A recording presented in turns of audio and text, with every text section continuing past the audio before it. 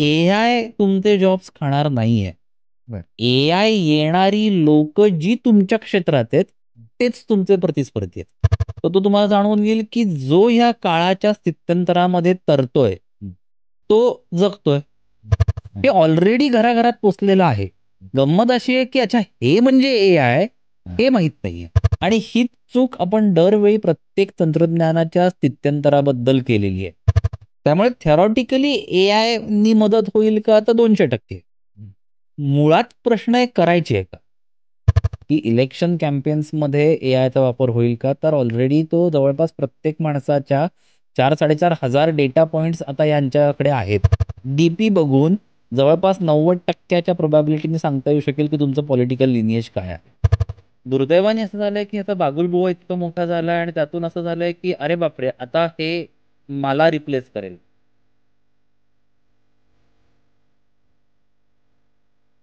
नमस्कार मंडळी, अनटॅप बाय गौरवच्या नवीन एपिसोडमध्ये तुमचं सर्वांचं स्वागत. AI म्हणजे काय हे तर आपण मागच्या एपिसोडमध्ये बघितलं, पण AIच्या बाबतीमध्ये भारतीयांना कसा फायदा होईल हे अजून आपण बघितलेलं नाही आणि कोणत्याही पॉडकास्टमध्ये आजपर्यंत तुम्हाला दिसणार नाही. आज ह्या सर्व विषयांवर बोलण्यासाठी अमय सर आपल्या इथे आहेत. अमय सरांच्या बाबतीमध्ये सांगायचं झालं तर अमय सर एक एक्सपर्ट आहेत AI मधले. त्यांनी PhD केली आहे, डॉक्टरेट केली आहे डिजिटल मार्केटिंगमध्ये आणि AI बाबतीमध्ये त्यांचे आता सध्याला एक पुस्तक आलंय, दुसरं वेटिंगवर आहे. त्या पुस्तकाबाबतीत पण आपण बोलू आणि बरंच काही डिस्कस करू AIच्या बाबतीमध्ये. चला तर मग सुरू करूयात अनटॅप बाय गौरव. सर नमस्कार.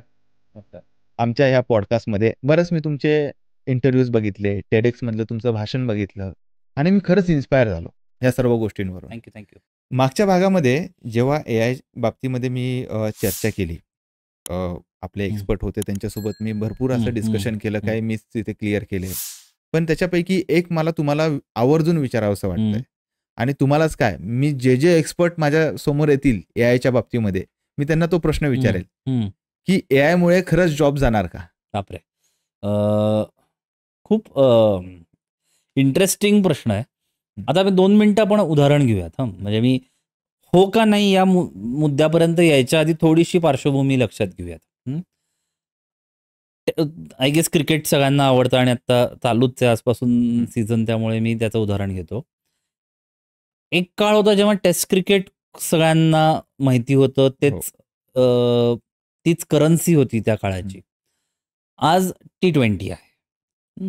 तर टेस्ट क्रिकेटमध्ये जर एखादा खेळाडू ज्या पद्धतीने खेळायचा त्याच पद्धतीने जर तो T20 खेळला तर त्याला IPL मध्ये कोणीच घेणार नाही. बरोबर.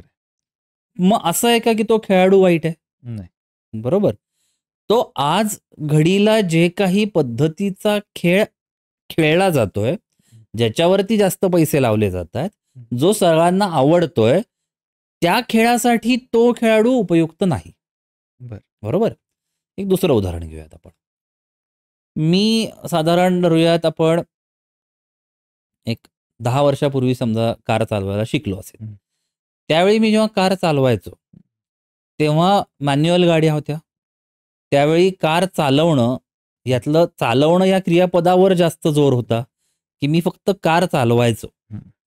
आज जेव्हा मी म्हणतो की मी कार चालवतो तेव्हा ते फक्त चालवणं न राहता मल्टीटास्किंग ही नवीन स्किल झाली आहे. कारण कार मॅन्युअलची ऑटोमॅटिक झाली आहे. तिथे डॅशबोर्ड नावाची एक गोष्ट आली आहे ज्याच्यावरनं मी कार चालवताना फोनवर बोलतो, त्याच्यावरनं मी गाणी ऐकतो, बातम्या ऐकतो. बरं, हे फक्त मनोरंजन हा भाग सोडून द्या, मी ज्ञानार्जनासाठी पण ते करतो. कारण मला दिवसभराच्या सगळ्या वेळेत जर मला गाडीतला वेळच समजा जर मिळणार असेल तर मी त्याच वेळात बातम्या ऐकतो, त्याच वेळात मी करतो. बरं, हे सगळं करत असताना मी गाडीही चालवतोय, हे सगळं असताना मी फोनवरही बोलतोय. सो काम तेच राहिलं, पण माझी अपेक्षा आणि माझ्याकडून असलेली अपेक्षा दोन्ही कम्प्लिटली वेगळे आहेत, ह्या बदलत गेल्या. आता ह्या दोन्ही उदाहरणांमधलं जर आपण जर त्यातला लसावी काढण्याचा प्रयत्न केला तर तो तुम्हाला जाणवून घेईल की जो ह्या काळाच्या स्थित्यंतरामध्ये तरतोय तो जगतोय. असेही लोक आहेत की जे अजूनही म्हणतात, जसं मी टेस्ट क्रिकेटचं उदाहरण दिलं, की नाही मला तोच फॉर्मॅट बरा आहे, माझ्यासाठी तेच बरं आहे. पण ठीक आहे ना, म्हणजे ते खेळाडू काही वाईट आहे त्याच्यातला भाग नाही. त्यांच्यासाठीचं जे काही राहिलेलं क्षेत्र आहे हे आता मर्यादित आहेत, हे आता त्या मनांनी तितकं पॉप्युलर नाही, त्या मनांनी तितकं सर्वश्रुत नाही जितकं लेट्स से 2020 झालंय. मी पुन्हा ही अजिबात गफलत मला करायची नाही की तो खेळाडू चांगला का वाईट याच्याबद्दल मी बोलत नाही. रिक्वायर्ड स्किल सेट्स बदलले गेले ज्याच्यात लोकांची अपेक्षा आहे. हेच थोडंसं इकडे आता आणायचं झालं. आता ज्या काही नोकऱ्या अवेलेबल आहेत आपल्या पुढच्या काळात, आजच्या ह्याच्यात, हे म्हणजे आज नाही याच्यातला भाग नाही, आजपासून पुढच्या काळात ज्या काही नोकऱ्या राहणार आहेत त्या नोकऱ्यांमध्ये एका वेळी एका माणसाने एकच काम केलं ही संकल्पनाच राहणार नाही. बरोबर. बरं, ही संकल्पना कदाचित माझ्या आई वडिलांच्या वेळी, त्यांच्यावरच्या पिढीमध्ये ही खूप महत्वाची गोष्ट होती की तुम्हाला एक ते काम छान जमतंय तर तुम्ही ते उत्तम करा. पण आता असं झालंय की मला जितक्या जास्त गोष्टी करता येतील तितक्या गोष्टी चांगल्या, त्यामुळे मल्टीटास्किंग हा एक खूप मोठा गरजेचा बिंदू बनून चाललाय. मग हे होत असताना जर एखादी व्यक्ती एखाद्या माणसावर पैसे खर्च करतेय तर अर्थातच त्याच्याकडनं मिळणारे रिटर्न्स कितीतरी पटीनी जास्त एक्सपेक्ट केले जात आहेत. मग जर त्या पटीनी जर त्याच्याकडनं रिटर्न्स मला मिळत नसतील आणि जर मला एखादं तंत्रज्ञान, एखादं मशीन जर मला त्याच्यापेक्षा काही कमी पटीने, बरं सुट्टी बिट्टी न मागता, ओव्हर टाईम वगैरे न मागता जर काम करत असेल तर मी एक कंपनीचा मालक म्हणून जर मी अशा पद्धतीचा निर्णय घेतला तर तो काही चुकीचा असू नये. बरोबर. अजून एक उदाहरण घेऊयात आपण, म्हणजे हा मुद्दा थोडा क्लिअर होईल. मग तुम्ही म्हणलं तसं की हो नाही हे उत्तर थोडक्यात देण्यापेक्षा थोडं जरा कळालं तर सोपं पडेल. एक 7-8 वर्षापूर्वी आपण जाऊयात. आपल्याकडे एरियल फोटोग्राफी ही खूप प्रचलित होती, तुम्हाला कदाचित माहिती असेल. हेलिकॉप्टरमधनं लोक जाऊन फोटो काढायचे, मग वेगवेगळ्या इव्हेंट्स व्हायचे. बरं, भारतातच नाही, सगळीकडे एरियल फोटोग्राफी करणारी लोक ही म्हणजे सगळ्यात best job, highly paid, highly rewarded job असा होता. गेल्या 3-4 वर्षात काय झालं, हा जॉबच बंद झाला. का? ड्रोन आले.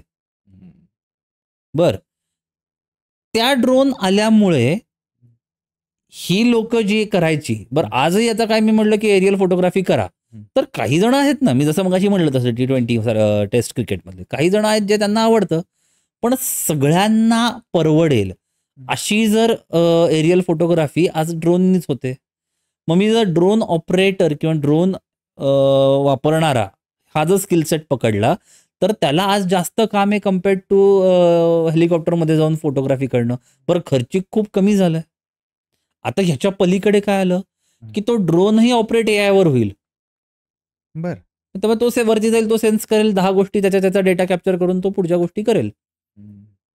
ह्या स्थित्यंतरामध्ये जर मी अजूनही हात जर माझा हे का ठेवत राहिलो की नाही नाही नाही मी बाबा हेलिकॉप्टरमधनंच करणार, तर त्याचा जो काही ऍक्सेप्टन्स लेवल आहे हा कमी कमी होत जाईल. आणि व्हाईल जी लोक या तंत्रज्ञानाचा बोट धरत आहेत त्यांचा स्कोप वाढत जाईल. हा माझा सगळा ह्याच्यामधचा मुद्देश आहे. आता उत्तरच द्यायचं झालं तर AI तुमचे जॉब्स खाणार नाहीये. AI येणारी लोक जी तुमच्या क्षेत्रात आहेत तेच तुमचे प्रतिस्पर्धी आहेत. म्हणजे तू समजा, किंवा आपला इथे एक मित्र आहे जो आता व्हिडिओ एडिटिंग करणार आहे, तर त्या व्हिडिओ एडिटरला उद्या AI ह्या तंत्रज्ञानाची भीती नाहीये, पण व्हिडिओ एडिटिंग मध्येच काम करणारा एक माणूस ज्याला AI येतं तो त्याचा प्रतिस्पर्धी आहे. हा जर फरक समजून घेतला तर या गोष्टीतली जी मला म्हणायची आहे ती गंमत कळेल. बरोबर आहे, बरोबर आहे. म्हणजे एकदम सोपं करून सांगितलं की तुम्ही AI ला प्रतिस्पर्धी मानू नका, कॉम्पिटिटर मानू नका, कारण की AI तुमचा कॉम्पिटिटरच नाहीच आहे. आता जसं आपण म्हणूयात, अजून एक उदाहरण द्यायचं झालं वेगळ्याच थोड्याशा बाबतीत, आपण सगळेजण असं जर म्हणालो की मला ना ह्या पेनानीच लिहिलं तर 70 मार्क पडतात, त्यांनी लिहिलं तर नाही मी नापास होतो, तर हे बरोबर नाही ना. नाही, बरोबर नाही. AI हे त्या टूल सारखं आहे. AI हे त्या मीडिया व्हेइकल सारखं आहे. आज AI आहे, उद्या अजून 10 गोष्टी येतील, उद्या मेटावर्स येणार आहे, त्याच्यानंतर अजून 10 गोष्टी येणार आहेत. तुम्ही या प्रत्येक ठिकाणी तुमचं जे काही म्हणणं आहे, तुमचं जे एक्सप्रेशन आहे, तुमचं जे ज्ञान आहे, तुमचा म्हणून जो इंटेलिजन्स आहे, हा इंटेलिजन्सला चॅनलाइज करण्यासाठीचं टूल म्हणून हे आहे. हे थोडंसं अजून जरा एक धाडसी स्टेटमेंट करतो. लहान मुलगा जेव्हा एखाद्या खेळण्यांच्या दुकानात जातो तो एकदम त्याला वेळ लागतो, अरे हे घेऊ का ते घेऊ का ते घेऊ का, मग त्यातलं 1-2-3 खेळणी घेऊन तो घरी येतो. आणि आठवड्याभरानंतर त्याचं त्या खेळण्यातलं इंटरेस्ट संपतो, तो दुसऱ्या खेळण्याकडे जातो. आपण सगळे आत्ता या AI आवडणाऱ्या खेळण्याच्या फेजमध्ये आहोत. बर. ही फेज काही काळ, साधारण एक पुढचे 15-20 वर्ष नक्की राहील, पण त्याच्यानंतर पुढचे फेज येणारच आहे. त्यामुळे त्याच्याकडे असं काहीतरी खूप मोठं काहीतरी आहे असं काही गरज नाही. आपण प्रत्येक वेळेस बघितलं, कुठेही काही नवीन गोष्ट आली तर पहिले त्या गोष्टीला विरोध करणं हे आपल्या रक्तामध्ये असं म्हणावं लागेल. ऍब्सोल्युटली. जेव्हा UPI ची कॉन्सेप्ट बाजारात आली तर तेव्हा असं म्हटलं गेलं की हे UPI भारतीयांना काही कामाचं नाही.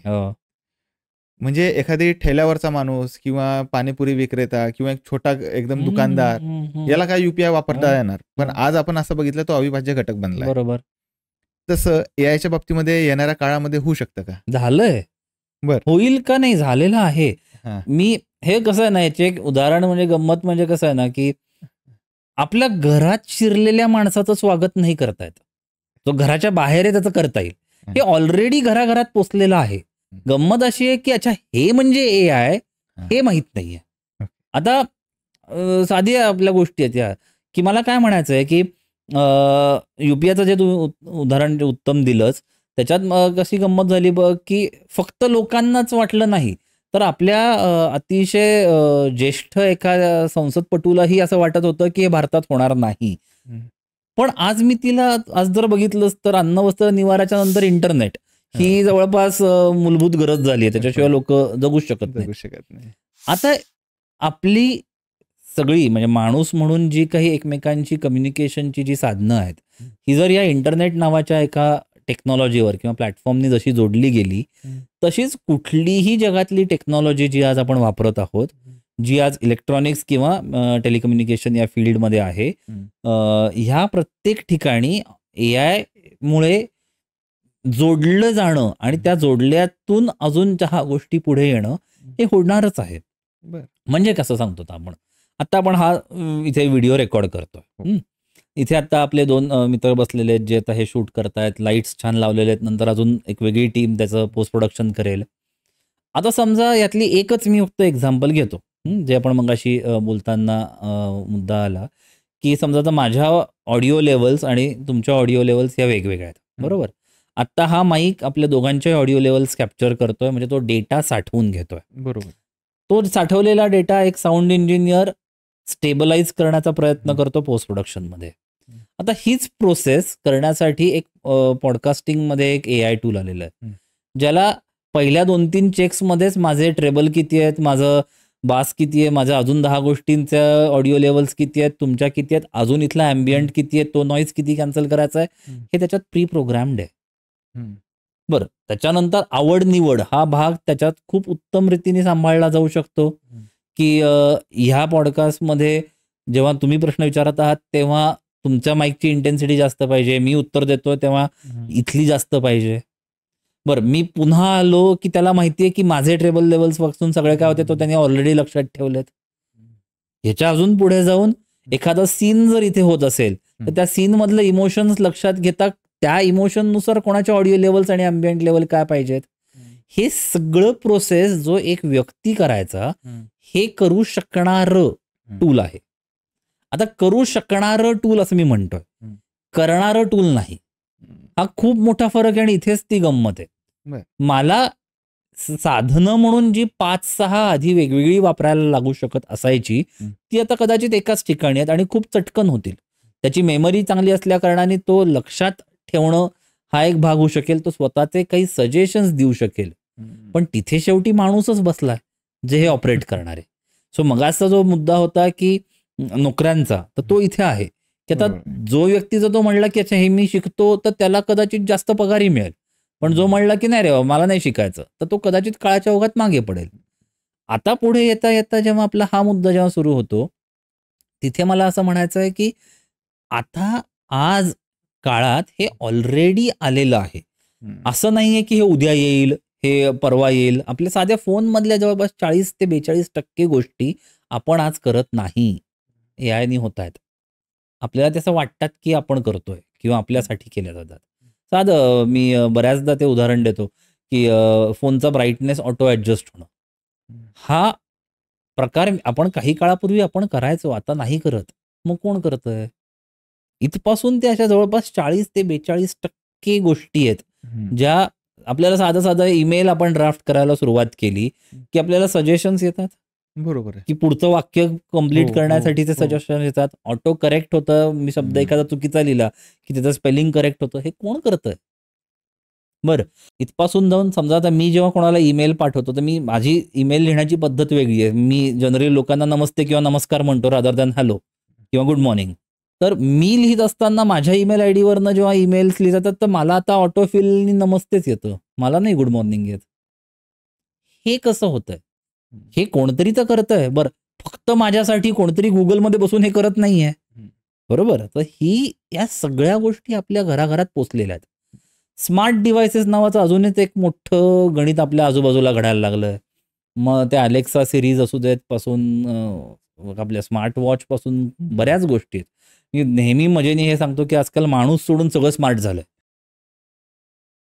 त्या प्रत्येक गोष्टी आणि त्या सगळ्या गोष्टी इंटरनेट ऑफ थिंग्स या टेक्नॉलॉजीवर एकमेकांशी इतक्या छान जोडल्या गेलेल्या आहेत, की त्याच्यामुळे आता जे काही संवाद आहेत, हे खूप मजेशीर आणि नवीन काळात चांगल्या पद्धतीने घडणार आहेत. आपण ई-कॉमर्स प्लॅटफॉर्म असू देत, सोशल मीडिया असू देत, आपले सगळे जिव्हाळ्याचे विषय आहेत हे आजकाल. OTT प्लॅटफॉर्म्स असू देत, इथेही मला आत्ता काय आवडेल ह्यानुसार हा विचार करून कोणतरी माझ्यासाठी कंटेंट देतंय. इथे AI ऑलरेडी आलेलं आहे.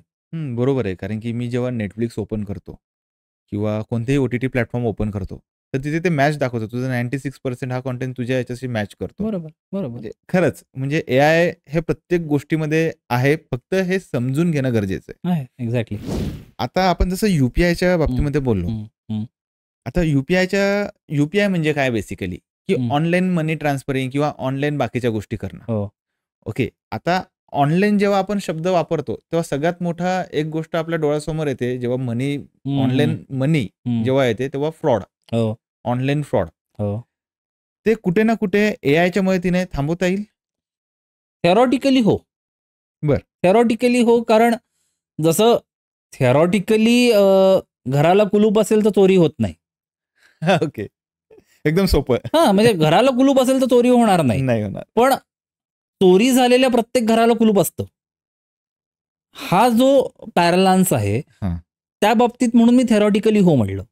किंवा अजून एक म्हणजे वेबसाईट्स आणि ऑनलाईनच्या बाबतीत बोलतोय म्हणून ज्या कुठल्या वेबसाईट ह्या सेक्युअर्ड आहेत, म्हणजे HTTPS आहेत, की याला SSL सर्टिफिकेट आहे, ह्या असा भासवतात की या ह्याच्यावरती कुठलेही मालवेअर अटॅक्स होणार नाहीत.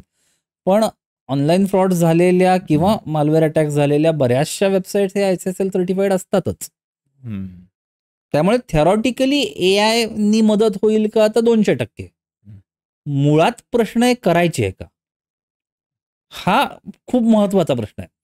त्याचं एक थोडंसं कारण घेऊयात. कदाचित मी फार बोल्ड बोलत असेन.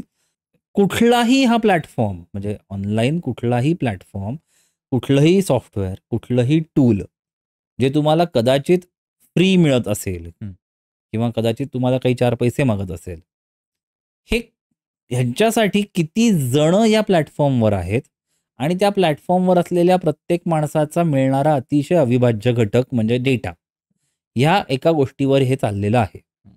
आता मला गौरव पवार ह्या व्यक्तीबद्दल सकाळी 10 वाजता ही व्यक्ती काय करते, दुपारी 3ला काय करते, रात्री झोपताना काय करते, असा डेटाची मला काय गरज, असे जर प्रश्न अजूनही आपल्याला असतील तर आपण खूप काळाच्या मागे आहोत. हा आजकालच्या काळातल्या सगळ्यात महत्वाची गोष्ट आहे. कारण ह्यातून गौरवला कुठल्या वेळी कुठल्या प्रॉडक्ट्सची जाहिरात दाखवता येईल हा निर्णय मला घ्यायचा आहे. ॲज अ प्लॅटफॉर्म मला हा निर्णय जर घ्यायचा असेल तर बरं फक्त गौरवचा करून उपयोग नाही. मग मला करता येतं डेटा एक्स्ट्रापोलेशन, म्हणजे गौरव सारख्या संभाजीनगरमध्ये राहणाऱ्या अशा अनेक जणांचं हे मत आहे. ओके. मत आहे महाराष्ट्राचं, मत आहे भारताचं. हे सगळं करण्यासाठी मला डेटा हवा आहे. मग जर मला डेटा हवा आहे तर ही कुठलीच कंपनी हा डेटा सहज मुबलक प्रमाणात कॅप्चर करू शकते. बरं, आपण काय या सगळ्या सॉफ्टवेअरसाठी पैसे देऊन वापरायला तयार नाही आहोत. आपल्याला तर हे सगळं फ्री हवं आहे. मग जर मला फ्री हवं आहे तर मी बऱ्याचदा असं म्हणतो की जर आपण रोज 1-1.5 GB इंटरनेट आपण वापरतो तर जस्ट इमॅजिन करा की आपण आपल्याबद्दलची किती माहिती देतोय. आता ही माहिती जी मी देतोय, बरं ते जेव्हा विचारतं मला की तुम्हाला परमिशन्स द्यायच्या आहेत का, तर मी 9 वाजता अलाऊ केलेल्या आहेत सगळ्या गोष्टींना. मग एवढी सगळी माहिती रोज दिवसाकाठी 7.5-8 तास आपण मोबाईलवरती असतो, इंटरनेटवर असतो.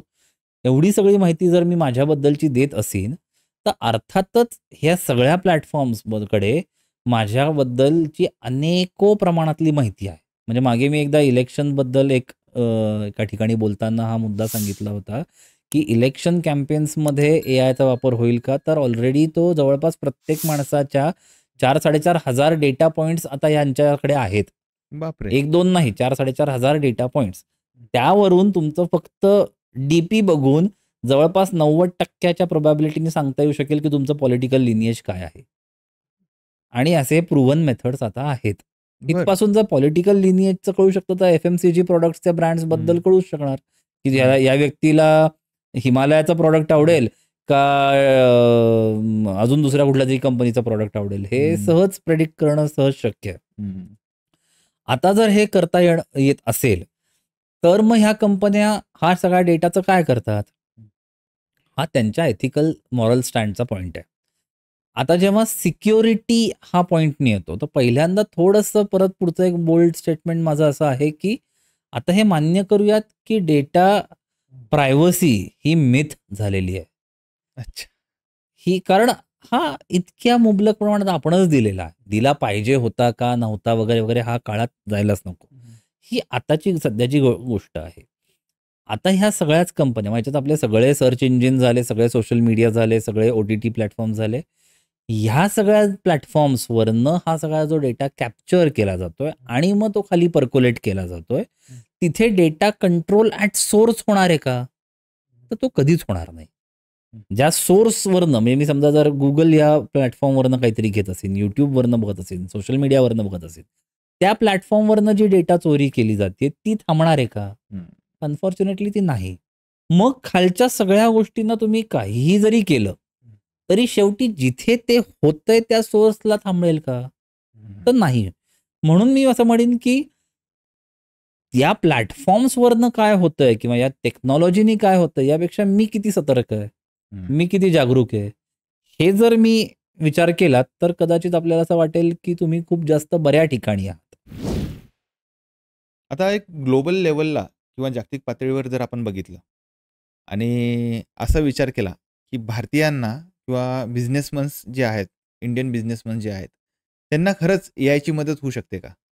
ॲब्सोल्युटली. म्हणजे प्रत्येक क्षेत्रात एआयची आपल्याला मदत होताना दिसेल आणि तोच मुळात मुद्दा धरून मी आता जे माझं एआयच्या बटव्यातून हे मराठीतलं आणि त्याचंच इंग्लिश ट्रान्सलेशन एआय टूल्स नावाचं जे पुस्तक केलं, ते याच उद्देशाने केलं, की म्हणजे स्वयंपाकघरापासून ते शेअर मार्केटपर्यंत आणि ऑटोमोबाईल इंजिनिअरिंगपासून ते ग्राफिक डिझायनिंगपर्यंत अशा जवळपास 48 वेगवेगळ्या क्षेत्रात एआय टूल्सचा काय फायदा होईल, याबद्दलची माहिती त्या पुस्तकात दिली आहे. जवळपास 170हून अधिक टूल्स कसे वापरायचे, कुठले आहेत, हे त्याच्यात विस्तृतपणे लिहिलेलं आहे. आणि आनंदाची बाब म्हणजे त्याला डॉक्टर विजय भटकरांची प्रस्तावना आहे. त्यांनी सांगितलं, की असं काहीतरी काम मराठीत घडलंय, हे कदाचित पहिल्यांदा आहे. सो मुद्दा हा या सगळ्यातला हाच आहे, की ही सगळी ना मी ह्याला म्हणतो, की आता एक उदाहरण घेऊयात. मी त्या क्षेत्रात नाही तो म्हणून सांगतो, की समजा डिजिटल मार्केटिंगमधला आपण सोशल मीडिया हा एक भाग घेऊयात. तर सोशल मीडियावरती प्रमोशन करणं.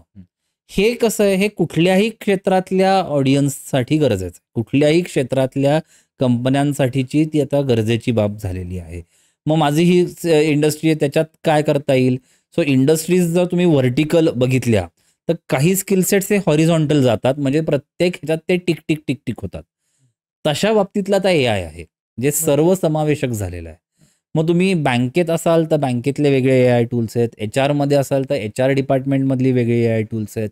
ग्राफिक डिझायनिंगमधली वेगळी आहेत. GST पासून TDS पासून अकाउंट्समधलं इन्व्हॉइसिंगपासून सगळ्यांसाठी फायनान्स डिपार्टमेंटमध्ये वेगळी एआय टूल्स आहेत. मार्केटिंगमध्ये तर अनंत प्रमाणात आलेली आहेत. सेल्समध्ये वेगळी आलेली आहेत. सो इर्रिस्पेक्टिव्ह ऑफ तुम्ही कुठल्या इंडस्ट्रीमध्ये आहात आणि तुम्ही काय डेसिग्नेशनला आहात, तुम्ही कुठल्या डिपार्टमेंटमध्ये आहात, आज मितीला जवळपास 1.5 कोटीहून जास्त AI टूल्स बाजारात आहेत. बरं. मुद्दा फक्त एवढा आहे की त्यांच्याबद्दलचं एक्सपोजर असणं आणि मुळात हे माहिती असणं की असं काहीतरी आहे, हे गरजेचं. ज्या क्षणी तुम्ही हे मान्य कराल की असं काहीतरी आहे, मान्य करालपेक्षा याबद्दलची उत्सुकता दाखवायला सुरुवात कराल की अरे बापरे, माझ्या क्षेत्रात काही आलंय का बघू जरा, तेव्हाही तुम्हाला दिसायला लागतील. पण उलटं सध्या मी म्हणेन की असं मला क्षेत्र सापडेना की ज्या क्षेत्रात एआयचा काही वापर होत नाहीये. इतक्या जास्त प्रमाणात हे आलेलं आहे. आता स्पेसिफिकली भारत हा कॉन्टेक्स्ट जर लक्षात ठेवला, तर गंमत अशी इथे होतीये की आपण अजूनही या भ्रमात आहोत की हे अजून हे घडतच नाहीये. हे काहीतरी पाश्चात्यच आहे. हे काहीतरी इथे तर होणार नाही, इथे तर एवढं आहे. आणि हीच चूक आपण दरवेळी प्रत्येक तंत्रज्ञानाच्या स्थित्यंतराबद्दल केलेली आहे. आजवर प्रत्येक टेक्नॉलॉजी लवकर ॲक्सेप्ट न करणं, हा प्रॉब्लेम जो आपल्यावरती झालेला आहे तोच इथे होतोय. दुर्दैवाने म्हणजे ह्याच्या आधीची बरीच अशी उदाहरणं आहेत की ज्यावेळी हे घडलेलं आहे. आत्ता चांगली बाब अशी आहे की आपल्याकडे ऑलरेडी इंटरनेट हे अतिशय मुबलक प्रमाणात अवेलेबल आहे. कंपॅरेटिव्हली खूप स्वस्त अवेलेबल आहे आणि त्याची व्याप्ती पण भारतभर बऱ्यापैकी आहे. हे असताना AI साठी लागणारं पोषक वातावरण ऑलरेडी झालेलं आहे बरं. इंटरनेटमुळे. कारण हो. तो शेवटी डेटावरती काम करतो. तो डेटा त्याला कुठून मिळणार, तर या इंटरनेटच्या साधनातून मिळणार आहे. त्यामुळे त्याच्यासाठीचं पोषक वातावरण ऑलरेडी झालेलं आहे. पुन्हा एक लक्षात घेऊयात की AI वापरणं म्हणजे काहीतरी मी उद्या प्रोग्रामिंग करायला लागणार आहे का? अजिबात नाही. AI वापरणं म्हणजे मी याचा वापर करत आहे. जसं मला WhatsApp कोणी शिकवलं नाही, पण मी आज WhatsApp वापरतो.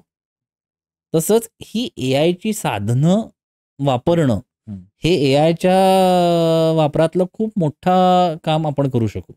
म्हणजे ती मी वापरतोय का? त्या पद्धतीने जर बघितलं तर उत्तम वापरकर्ते म्हणून उद्या आपण सगळेजण असू. आता जसं तुम्ही डिजिटल मार्केटिंगचं महत्त्व सांगितलं, की प्रत्येक बिझनेस छोटा असू दे, मोठा असू दे, प्रत्येक उद्योगधंद्याला डिजिटल मार्केटिंग लागणार आहे. आणि जसं एक ओझरतं तुम्ही सांगितलं हं. त्याच्यामध्ये पण AI आहे. हो. थोडं मला अजून एक एक्झाम्पल देऊन समजून हो, सांगा ना? हो. अगदीच. एक गंमत बघूयात आपण हां. हं. काही वर्षांपूर्वी जेव्हा आपल्याला समजा कपडे खरेदी करायचे असायचे, हं. शर्टाचं उदाहरण घेत आपण. तर साधी गोष्ट आपण काय करायचो, की आपण आपली गाडी काढून एक कमीत कमी 10-15 ठिकाणी फिरायचो. बरोबर. एका ठिकाणी काहीतरी तो साईज मिळायचा नाही, कधी रंग आवडायचा नाही, कधी पॅटर्न आवडायचा नाही, कधी ब्रँड आवडायचा नाही, कधी-कधी पैसे परवडायचे नाहीत. म्हणून आपण एक 7-8-10 ठिकाणी फिरून मग शेवटी एका ठिकाणी खरेदी करायचो. ह्याच्यावरच बरं म्हणून की काय काय आलं की एक मॉल नावाची गोष्ट आली, की ते हे सगळं एकाच ठिकाणी आहे. पण तिथेही ही घटना घडतच होती. आज जर मला शर्ट घ्यायचा असेल किंवा एक काही काळापूर्वी जर मला शर्ट घ्यायला जेव्हा गरज असायची, तेव्हा आपण काय करायला लागलो? आपण ॲप ओपन करायला लागलो. त्या ॲपवरती वेगवेगळे ब्रँड्स बघायला लागलो. त्या ॲपवरनं आपण ऑर्डर करायला लागलो आणि त्या एका ॲपवरनं त्या गोष्टी घरी यायला लागल्या. हे डिजिटलायझेशन किंवा हे डिजिटल ट्रान्सफॉर्मेशन घडलं. आता त्या डिजिटलमध्ये AI काय झालं, की आता जेव्हा मी ते ॲप ओपन करतो, तेव्हा त्या ॲपला ऑलरेडी माहिती आहे, की माझा थोबडा कसा आहे, हं. किती छान व्हाईट दिसतो, माझं शरीरयष्टी किती आहे, मी किती वजन राखून आहे, मग मला कुठले रंग चांगले दिसतील, मी जनरली कुठल्या रंगाचे कपडे घेतो, मी कुठल्या ब्रँडचे कपडे घेतो, काय साईजचे कपडे घेतो, हे सगळं त्याला माहिती आहे. बरोबर आहे. आता जेव्हा मी फक्त शर्ट हा शब्द कदाचित बोलतो, मी टाईपही करत नाही कारण त्याच्यात आता NLP पण आलेलं आहे. मी जेव्हा फक्त शर्ट बद्दलचं काही डिस्कशन सुरू करतो आणि मग मी हे ॲप ओपन करतो, हं. तेव्हा ते लगेच मला सांगतं, की अरे बापरे! तुम्हाला शर्ट घ्यायचे आहेत का? हे 5 ऑप्शन्स बघा. हं. आणि सामान्यतः त्या 5 ऑप्शन्समध्ये माझे आवडणारे रंग, ब्रँड, साईज या सगळ्याचा विचार करून पहिलं फिल्टरिंग माझ्यासाठी त्या ॲपनीच केलेलं असतं. आणि मग त्यातलेच एक कोणतरी एखादा ऑप्शन आपण निवडतो आणि काय तो त्या 24 तासाच्या आत माझ्या घरीही पोहोचतो. हे जे अख्खं स्थित्यंतर मी म्हणतोय, की ज्याच्यात physical to digital, digital to AI हं. या अख्ख्या ट्रान्सफॉर्मेशनमधनं आपण हे बघू शकतो. आणि हे प्रत्येक उद्योग धंद्यामध्ये आपल्याला घडलेलं आता दिसेल. स्पेसिफिकली डिजिटल मार्केटिंग जो माझा म्हणजे अजून एक दुसरा एक आवडीचा विषय जो आहे, की ह्याच्यात आता गरज काय झाली आहे, की आधी मी बाजारात जायचो. हं. आधी मी दुकानात जायचो. आधी मी थिएटरमध्ये जायचो, आता आधी मी बँकेत जायचो, आता ह्या सगळ्या गोष्टी माझ्याकडे येतात. हा बदल खूप मोठा आहे. ज्याला थोडंसं मार्केटिंगच्या थेअरीमध्ये जर आपण गेलो, तर आधीचं जे होतं ते बायर्स मार्केट कडे आपण आत्ता आलो. आधीचं सेलर्स मार्केट होतं, की जो विक्रेता आहे त्याच्या हातात सगळी ताकद. मग अच्छा तो तो तिथे तेच मिळालं म्हणून मी तेच घेतलं. असं आपण बऱ्याचदा व्हायचं, की एखाद्या दुकानात गेलं, अरे तिथे तेच होतं मग मी तेच घेतलं. आता बायर्स मार्केट झालंय. मला हे हवंय, तुझ्याकडे नसेल तर मी तिकडनं घेतो. हे जे स्थित्यंतर झाले, ही जी पॉवर सगळी जी सेलरकडनं बायरकडे आली आहे, त्यामुळे तो बायर कुठे अवेलेबल आहे? तो बायर मोबाईलवर अवेलेबल आहे. तो बायर वेगवेगळ्या प्लॅटफॉर्म्सवर अवेलेबल आहे. मग मी त्या प्लॅटफॉर्म्सवर, त्या मोबाईलवर जाहिराती करणं हे अर्थातच लॉजिकल झालं. म्हणून डिजिटलला आज चुकीचे दिवस आहेत. कदाचित अजून काही काळानंतर वेगळ्या कुठल्या तरी प्लॅटफॉर्म्सवर करायला लागेल. म्हणून मी असं अगदीच म्हणजे आता काय ऑफलाईन मेलय अशातला भाग नाही, ऑफलाईन चालूच आहे. पण स्पेसिफिकली आपण ज्या भारत नावाच्या देशात राहतोय आणि इथली सगळी जी डेमोग्राफिक्स आहेत, तिथेसाठी मी दरवेळी असं म्हणतो की offline multiplied by online is successful marketing. तिथे मल्टिप्लिकेशन आहे, म्हणजे एक जरी कमी झालं तरी प्रॉडक्ट सगळं बोंबल. तो अशा या युगात आपण आता जगतोय. आपण वेगवेगळ्या क्षेत्रामध्ये बोललो, डिजिटल मार्केटिंग बोललो, बिझनेसमॅनला काय हे बोललो, छोट्या उद्योगांना काय कसं मदत होईल ते बोललो. पण भारत हा शेतीप्रधान देश आहे. तर ह्या शेतीप्रधान देशामध्ये शेतीला AI कसं मदत करेल? अरे वा, खूपच छान प्रश्न आहे. मी आणि पहिल्यांदा मला हा प्रश्न विचारला, त्यामुळे मला अगदीच आनंद होतो की हे जे पुस्तक आहे AIच्या बटव्यातून, जे आता प्रदर्शित होऊन 1 महिना होत आला, यात मी एक अख्खा चॅप्टर लिहिलाय की शेतीमध्ये AIचा काय वापर आहे. म्हणजे असे अनेक टूल्स आहेत की जी ऑलरेडी अवेलेबल आहेत आणि मुळात यातले बरेचसे टूल्स हे फ्रीली अवेलेबल पण आहेत. आता साधी गोष्ट आहे की कुठे अवेलेबल होतं, म्हणजे कुठे वापर होतो, त्यातला साधा प्रश्न येतो किंवा साधी पहिली गोष्ट येते की अंदाज लावणं, म्हणजे ज्याला प्रेडिक्टिव्ह अनालिसिस म्हटलं जातं, की आज ह्या माझ्याकडे असलेली जी काही माझी जमीन आहे, त्या जमिनीत आणि माझ्या आजूबाजूला असणारं जे तापमान आहे, कधी पाऊस पडेल असे अंदाज वर्तवणं असेल, किंवा मी आज जर हे खत घातलं तर त्याचा पुढे काय होईल, असे प्रेडिक्शन्स असतील. अशा अनेक प्रेडिक्शन्ससाठी, ज्याला मुळात AIची एक विंगच अख्खी म्हणता येईल प्रेडिक्टिव्ह अनालिसिसची, ती इथे खूप उत्तम रीतीने वापरली जाते. डिजिटल ट्विन नावाचा अजून एक वेगळा प्रकार आहे, ज्याच्यात वेगळीच टेक्नॉलॉजीच खूप वेगळी आहे. त्याच्यात AIचा थोडासा अंतर्भाव आहे, पण तेही आपल्याकडे भारतात घडताना मी बघितलेलं आहे, की मी माझ्याकडे जी काही जमीन आहे, त्या जमिनीचं मी चक्क एक 3D मॉडेल करून माझ्या व्हर्च्युअल कॉम्प्युटर वर्ल्डमध्ये मी ते आणलं आणि तिथे मी अभ्यास केला की मी आज हे खत घातलं तर जमिनीचं काय होईल, हे केलं तर काय होईल, हे पीक घेतलं तर पुढे काय होईल, आणि त्याच्यात जे काही मला चांगलं सापडलं ते मी खऱ्या आयुष्यात रिप्लिकेट करणं. अशा पद्धतीचेही टेक्नॉलॉजीज, तंत्रज्ञान आपल्याकडे व्यवस्थित प्रमाणे अवेलेबल आहे. दुसरं एक आहे की आत्ता माझ्या पिकांवर काही कीड आहे का, ह्या अनालिसिससाठी पण AIचा अतिशय उत्तम वापर केला जातो. मुळात हे बघा, इथे परत तेच आहे की AIला खाद्य म्हणजे काय आहे? डेटा. डेटा म्हणजे काय? माझ्याकडे असलेले आणि जगात मुबलक प्रमाणात अवेलेबल असलेली माहिती. साधं एक उदाहरण घेऊयात. माझ्याकडे समजा एखादं ऊसाचं पीक आहे. ऊसाच्या पिकावर काहीतरी नावाची एक कीड लागत असेल. ती कशी दिसते? ह्याचे काहीतरी अनंत फोटोज त्या सिस्टीमला मिळत असतील. तसे फोटोज आणि मी रिअल टाइम त्या माझ्या शेतातल्या ऊसाचा एक फोटो काढला. हे मॅपिंग होतंय का? माझ्याकडे ऊसाचा फोटो जो काही दिसतोय, तो फोटो आणि हे मागे माझ्या माहिती डेटाबेसमध्ये असणारे फोटोज यांचं काही सांगड जुळतीये का? असेल तर त्याच्यावरती बरं, हे फक्त एक मी बाजू सांगितली. असे 1000 डेटा पॉइंट्स आहेत, ज्यावरनं ती सिस्टीम प्रेडिक्ट करते की ह्या पिकावर कुठली कीड लागली आहे का? या पिकावर काही प्रॉब्लेम्स आहेत का?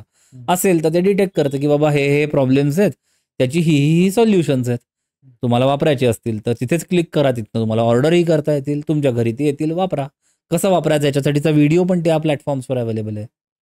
सो अशा पद्धतीने ही AI टूल्स आलेली आहेत. पुन्हा वापरावीत, न वापरावीत, त्यातली माहिती किती चांगली वाईट आहे, हा अतिशय वेगळ्याच चर्चेचा मुद्दा होईल. बरोबर आहे, बरोबर आहे. भारतामध्ये आपण खास करून आता शेतीचा विषय घेतला, म्हणजे ग्रामीण भाग झाला हम्म. आणि ह्या ग्रामीण भागामध्ये आरोग्य सेवेचं एवढं पाहिजे तेवढं म्हणजे काय म्हणता येईल की सेवा नाहीये. हो हो आणि आपण बऱ्याचशा वेळेस बघतो मीडियामध्ये, सोशल मीडियावर काही ना काही तिथे घटना घडत असतात. हम्म. मग एआय याच्यासाठी मदत करू शकेल? पुन्हा माझं उत्तर तेच की थेरॉटिकली हो. हं. आता लक्षात घ्या, एआय स्वतःहून तुम्हाला ऑपरेट करणार आहे का? नाही. बरोबर. तुम्हाला तिथे एक माणूस लागेल जो हे तंत्रज्ञान वापरू शकेल हं. आणि आलेल्या समोरच्या पेशंटला, रुग्णाला काय होतंय याची जास्त बऱ्या प्रोबॅबिलिटीनी त्याचा अंदाज वर्तवू शकेल. कदाचित त्याची शुश्रूषा अजून बरी करू शकेल.